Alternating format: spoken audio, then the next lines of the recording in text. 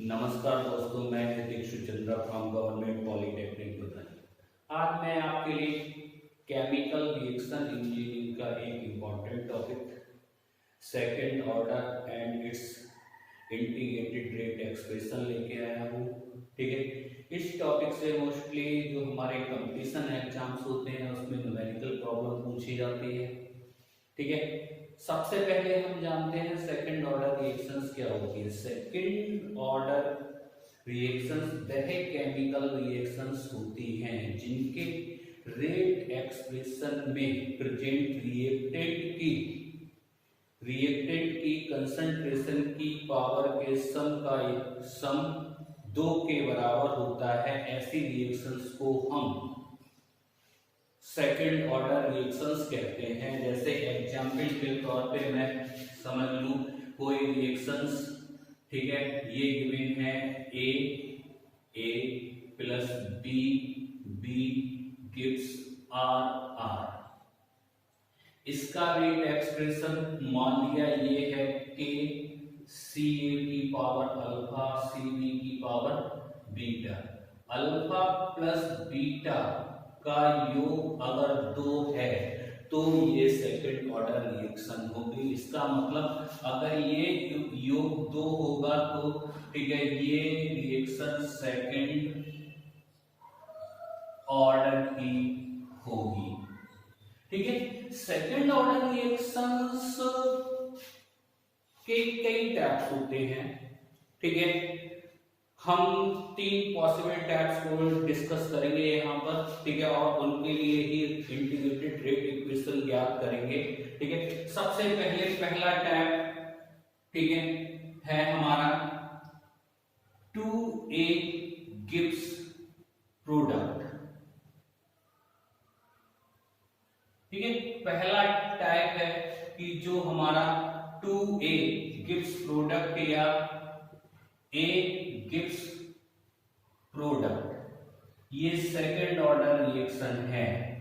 ठीक है, इस रिएक्शन में केवल एक ही रिएक्टेंट प्रेजेंट है। दूसरा टाइप हमारा हो गया A plus B gives product. ठीक है, ये रिएक्शन इस प्रकार की है जिसमें डिफरेंट रिएक्टेंट प्रेजेंट हैं। ठीक है, और तीसरा टाइप हो गया 2A plus B gives P या A plus 2B gives P.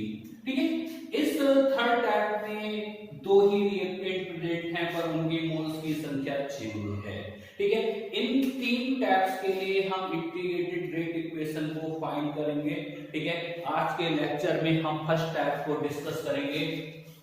ठीक है, सबसे पहले हम फर्स्ट टाइप का एग्जांपल देखते हैं। फर्स्ट टाइप रिएक्शंस का एग्जांपल होता क्या है। ठीक है, इसका एग्जांपल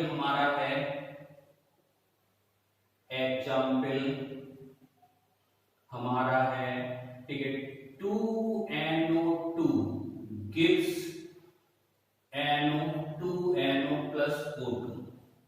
ठीक है, 2 नाइट्रोजन ऑक्साइड, ठीक है, ब्रेक हो रहे हैं 2NO में और ठीक है प्लस O2 में, ऑक्सीजन में ब्रेक हो रहे हैं। अब मैंने क्या किया, मैंने इसी प्रकार की एक केमिकल रिएक्शन मानी। Let us consider a irreversible reaction, consider a irreversible reaction. ठीक है, A गिव्स P या 2A गिव्स प्रोडक्ट। ठीक है, मैंने ये मान लिया। इसका rate expression, the rate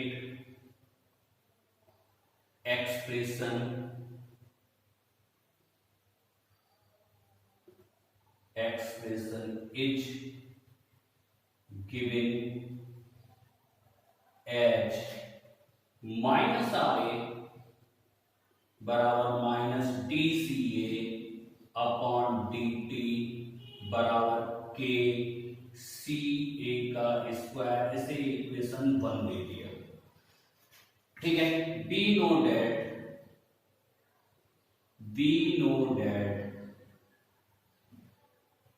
C A बराबर C A not 1 minus X A. ठीक है, सी ए बराबर सी ए नॉट ब्रैकेट में 1 माइनस एक्स ए, ये फार्मूला ओनली फॉर वैलिड है एप्सिलॉन इक्वल टू 0। इसका मतलब होता है कि ये फार्मूला सिर्फ वैलिड है कांस्टेंट डेंसिटी या कांस्टेंट वॉल्यूम रिएक्शन सिस्टम। मतलब इस सिस्टम में वह रिएक्शंस आती हैं जिनका वॉल्यूम रिएक्शन के दौरान चेंज नहीं होता है। ठीक है, ये वैल्यू इक्वेशन 1 में रखने पर क्या हो जाएगा, माइनस डी सी ए की जगह सी ए नॉट ब्रैकेट में 1 माइनस एक्स ए और ब्रैकेट बंद अपॉन डी टी बराबर के सी ए नॉट का स्क्वायर 1 माइनस एक्स ए का होल स्क्वायर। ठीक है, plus C A naught D X A और अपॉन में 1 माइनस एक्स ए को होल स्क्वायर को इधर ले आया बराबर के सी ए नॉट का स्क्वायर और डी टी। एक सी ए नॉट से एक सी ए नॉट कैंसिल हो गया। ठीक है, हमारा बचा D X A upon 1 minus X A का होल स्क्वायर बराबर K C A naught D T. ठीक है, दोनों तरफ इंटीग्रल करने पर इंटीग्रल की लिमिट, ठीक है, टाइम की लिमिट 0 टू t हो जाएगी, 0 पे कन्वर्जन 0 और t पे कन्वर्जन x से। ठीक है, इसका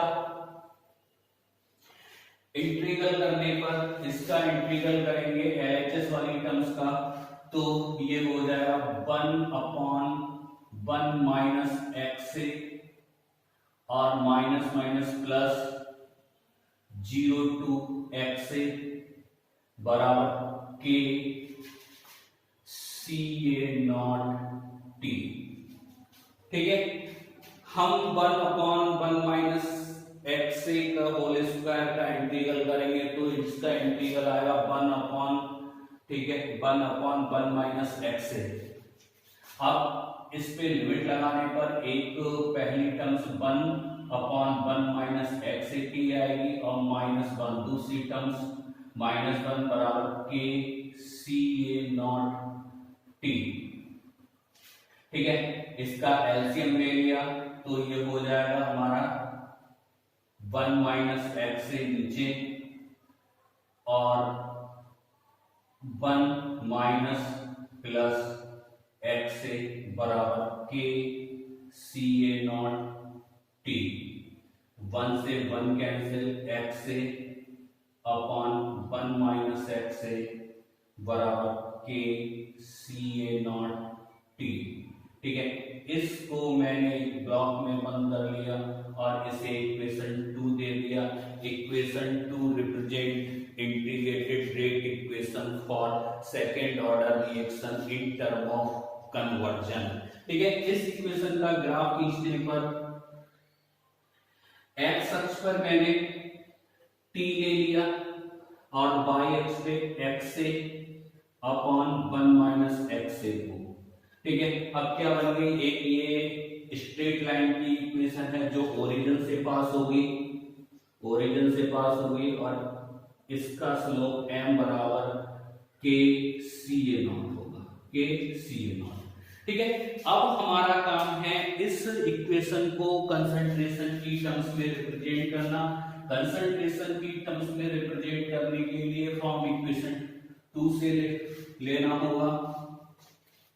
ठीक है, अब सबसे पहले हम जानते हैं सी ए बराबर होता है सी ए नॉट 1 माइनस एक्स ए। इसकी वैल्यू मैंने 1 माइनस एक्स ए की वैल्यू निकाल दी, क्या आ गई सी A upon C A not. इसी तरीके से एक्स ए की वैल्यू निकाल दी, एक्स ए की value 1 minus C A upon C A not.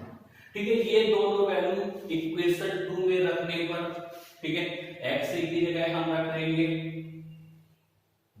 1 minus C A upon C A not bracket में और नीचे सी A upon C A not बराबर K C A not T. ऊपर वाली terms में मैंने एलसीएम ले लिया तो ये टर्म्स कन्वर्ट हो गए सी ए नॉट माइनस सी ए में और अपॉन सी ए बराबर K C A not T. ठीक है, ये सी ए नॉट से सी ए नॉट कैंसिल हो गया।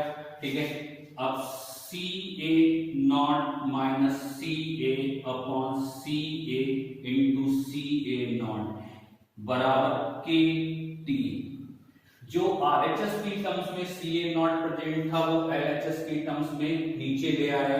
ठीक है, और इसे अलग अलग खोल दिया तो ये हो जाएगा 1 upon C A minus 1 upon C A not बराबर के टी। के टी इसे इक्वेशन 3 दे दिया।